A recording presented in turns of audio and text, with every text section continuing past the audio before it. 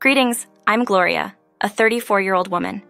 These recent months have been tough, and I'm in the process of relearning many things. The situation I'm in is due to my husband, Jonathan, but fortunately, someone kind intervened to spare me more pain. Let me introduce you to the key characters in this story. First up is my younger sister, Catherine. She's 5 years younger, a beautiful woman. Growing up, we had our struggles. I was the nerdy type, and she was a popular diva. There was a lot of teasing and seemingly unwarranted jealousy from her. Mom tried to ease tensions, but when I left for college, our communication dwindled. It improved a bit after I graduated, but we were never extremely close. That was the best our relationship could be, and I was fine with that. Now onto my ex-husband, Jonathan. We met through work and quickly hit it off. After 5 years of dating, we decided to tie the knot. We worked hard to buy our first house, although the mortgage and deed were in my name since I earned more. After 3 years of marriage, Jonathan brought up the idea of having children.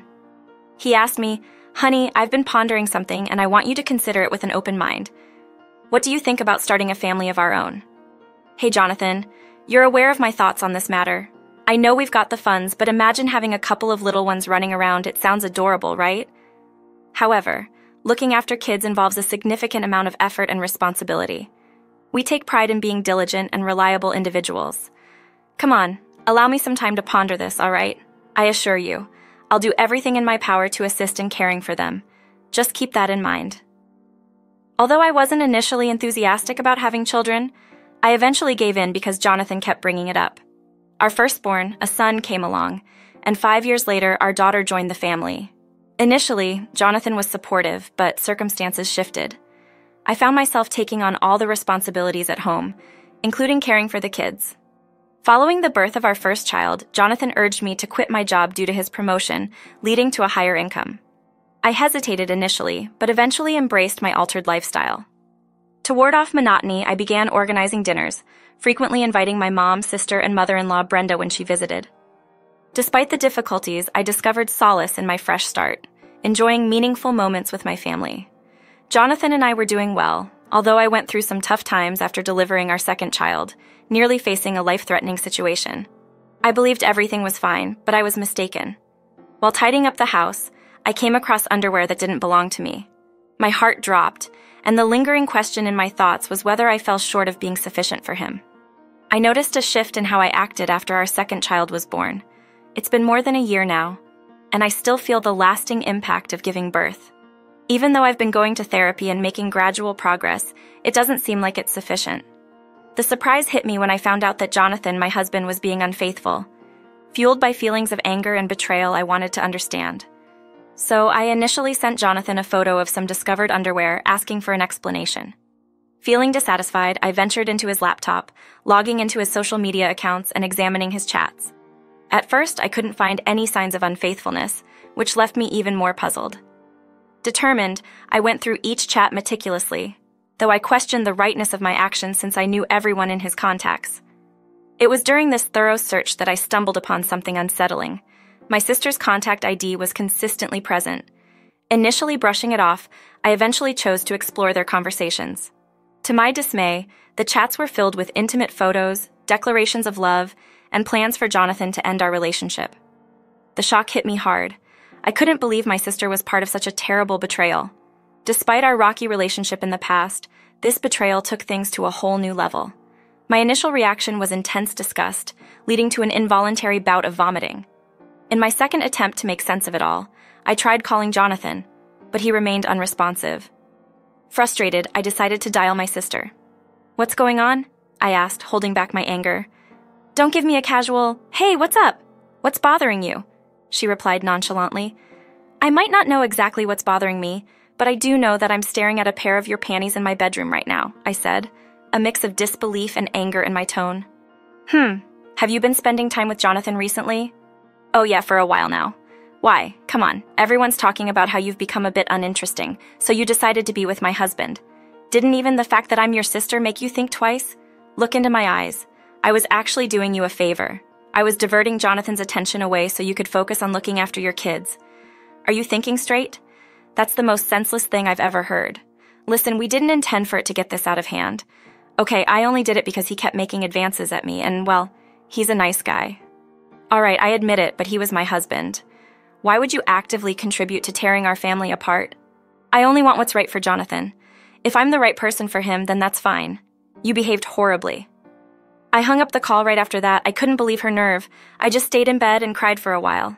I never thought my life would reach that point. At some point, my youngest child woke up and cried for food, so I focused on taking care of her. I felt like an empty shell as I continued with the rest of my day.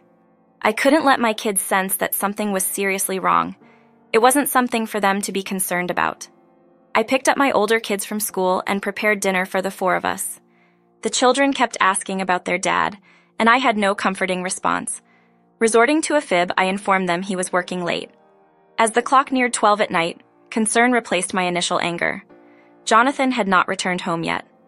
Repeated calls to him yielded no response, and contacting my sister also proved futile. Exhausted and emotionally drained, I eventually retired to bed. I clung to the desperate hope that upon waking, the events of the day would prove to be just a dreadful nightmare. Unfortunately, the following morning only unfolded with further distress. Upon waking up, a strange feeling gripped me as I sensed an oddity in the room. Scanning the surroundings, it dawned on me that not a single item of Jonathan's remained. Rushing through cabinets and drawers, all traces of his clothes and personal items had vanished. A thorough search of the entire house revealed that almost everything belonging to Jonathan had disappeared, leaving behind only a handful of unimportant things. It was bewildering. Jonathan had departed without any attempt to communicate, behaving like a coward. Feeling confused, I realized my main focus was looking after my kids. I woke them up, gave them a bath, and fed them. After taking my eldest to school, I went to my mom's place with the youngest. My mom could tell something was bothering me. I appeared distant. My thoughts were filled with the challenge of raising 3 kids by myself. Eventually, I faced the truth and knew I had to share the news with my mother about my sister and husband. Overwhelmed, my mom couldn't contain her emotions and asked me what was going on. I had a hard time putting it into words, but I told my mom. I found out that Jonathan was being unfaithful. I noticed a pair of underwear that wasn't mine and messaged him, but he just left without replying. Surprised, my mom asked if I tried to stop him. I explained that I didn't even know when he came back. I fell asleep around midnight, and when I woke up, he had already left. My mom showed understanding, and as we talked more, she inquired if I knew who Jonathan had cheated on me with. Reluctantly, I confessed that I went through his belongings to find out. I wouldn't normally put up with such behavior, but this situation is one of a kind. So who is this person, Mayor? Seriously, are you for real? Yes, my husband has been unfaithful with my own sister. I confronted her and she was unbothered. She claimed they were in love and she thought she was the right match for him, so she planned to continue their relationship. What on earth are you telling me? Oh my God, what has Catherine done? I don't even know how I'll get through this. I have 3 kids to care for and I need to find a job. Hey, why not take a break while I process what you shared with me? I'm here to assist you, okay? Yeah, all right. Thanks, Mom. I was emotionally overwhelmed by everything that had happened, so it felt somewhat easier to open up to my mom about it all. I ended up taking a nap while my mom looked after my youngest. When I woke up, I heard my baby crying and my mom raising her voice. I quickly went to comfort my child and found my mom on the phone. She seemed upset. After hanging up, she looked surprised to see me there. She apologized for the noise without going into details, but I could tell she had given someone a piece of her mind, probably the mayor. In the following days, Mom decided to stay with us to make things simpler with just 1 person moving in instead of 4. Catherine continuously tried to reach her mom, but she requested me to block Catherine. It felt comforting to have someone acknowledge my feelings during a time when I felt very isolated. Through some friends we shared, I learned that Jonathan and Catherine had tied the knot. They contacted me, expressing concern and confusion. I had to awkwardly clarify the situation for them, but fortunately, they were all supportive. They chose to block both Jonathan and Catherine and decided not to associate with them. Based on my findings, they both tied the knot the day after Jonathan left the kids and me. Learning about that hurt a lot, but I guess I shouldn't have been surprised by their actions. When I shared this with my mom, she was unusually angry. Let me tell you, my mom is usually calm and it takes a lot to provoke her. So seeing her so upset with my sister was unexpected. I was also fortunate to have my mom's financial support. She wasn't obligated to assist me, but she genuinely did her best for the 4 of us. She even helped me secure a couple of job interviews. I wanted to assist the family since Jonathan wasn't there to prevent me. Managing the kids was doable, but when they asked about Jonathan, it was hard to stay composed. Despite the difficulties, we got through a week. Later, a letter came from Jonathan, but I didn't care to read it. I thought it might be an apology, so I decided to ignore it. I was finished with him, and a week was too much time to try to fix things, especially after he left the family without saying a word. In response, I decided on what seemed like the best choice. I decided to burn the letter. However, my curiosity persisted afterward. At times, I found myself wishing I had read it before getting rid of it. Eventually, I reminded myself that the contents of the letter couldn't change how I saw him and what he had done, so I left it as it was. The next day, my mom and I organized a trip to the fair with the kids. It was a refreshing change, and we had a fantastic time in the lively atmosphere. It marked the first time in a while that I truly enjoyed myself and laughed. Later that evening, my mom and I unwound with a bottle of wine, and I shared with her the details of the letter. Yesterday, I received another letter, sparking my mom's curiosity. It was from Jonathan. "What did he write?" she asked. "I'm not sure," I admitted. "Why not? Did you open it?" "No, I didn't want to deal with his words, so I decided to burn the letter." "Gloria, what if it was official divorce papers?" "The envelope didn't look legal. I'm certain it wasn't." "Well, if you say so, what do you think he wanted?" "I'm not sure. Maybe a half-hearted apology or a request to return the last few things." "I trust he might do that. But how do you feel about everything at the moment?" "Today was truly positive." "It's challenging, especially when the kids inquire about their dad." "What should I tell them?" "I suppose it improves a little each day, though not significantly. As long as there's progress, I'll be here to support you. Just to inform you, I'm cutting ties with your sister. Everything I own will go to you and the kids." "Oh, Mom, that means a great deal, but are you certain?" "She's still your daughter. I understand you and she had disagreements while growing up, but disowning her now without remorse is something I find difficult to forgive. I taught you both to be better." Unfortunately, she showed no concern, and as a result, she is no longer considered my daughter. While I would have been disappointed if Mom had reconsidered when I double-checked, I understood that Catherine was still her child. I could never fathom treating my children like that. It only deepened my appreciation for someone who is truly supportive.